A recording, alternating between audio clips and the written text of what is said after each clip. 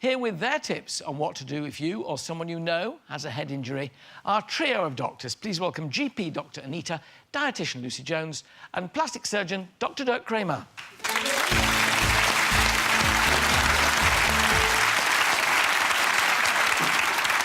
Quickly finds his card. Anita, falls, the most common accident. Absolutely. Head injuries are common and they can be frightening if you see somebody in your home or workplace fall over and knock their head. So we want to try and give people the confidence in assessing head injuries today.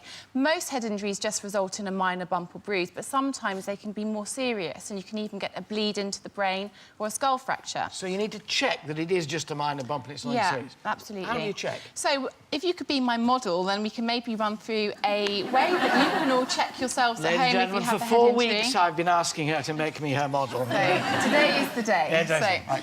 With most first aid, we like to use something called the ABC approach. So remembering the alphabet helps us to remember the different points to check. Yep. The first thing is, if you'd had a head injury and you had loss of consciousness, a seizure, were vomiting repeatedly or weren't responding to me, you would call 999 straight away. That's the important thing.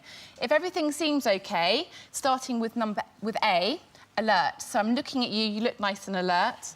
I'm going to ask you some questions to make sure you know where you are. So what day of the week is it, Alan? That's tricky, that one. Because when you're doing this programme, you lose track, but I think it's Wednesday. You're right. And what year are we in? 2013. OK, so he passes A. B for balance. Yes. I want you to walk 1 foot in front of the other like you're walking on a tightrope for me. What I've drunk this morning. OK, right. One straight, one in front of another. Perfect. Yep. So your balance is good. Now, if I could ask you to come back and sit on the chair here. Yep. So C, cuts and bruises. I'm looking for any obvious bleeding. If you have a bleeding wound, clean the wound with water and apply a clean cloth or flannel over the area, firm pressure for about 10 minutes or so to stop the bleeding. A, B, C, alert, balance, cuts. Cuts. Any cuts that don't stop bleeding, go to A&E, OK? And bumps and bruises, the best thing to do is apply a bag of peas wrapped in a towel or a flannel or an ice pack over the area where you have the bump, 10 to 20 minutes, and repeat that every 3 to 4 hours, and that will help to reduce the swelling. Long as that. OK. Yep. OK? So D for disability. Yes. When you have a serious head injury, you might find that you have weakness in your arms or legs. So to check that, I'm going to get you to bend your arms for me, and if you could push your arm against me, and then do the same on this side. And very strong, you see. You're very strong. And then if you could do the same with your legs for me, Alan. And again. Excellent. I shocked you there, didn't I? You're very strong. Yeah, I'm not going to mess with you. No. Finally, eyes. Eyes can give us a big clue about the severity of a head injury. So I'm looking at your eyes. The black of the eyes, the pupil, should be the same size.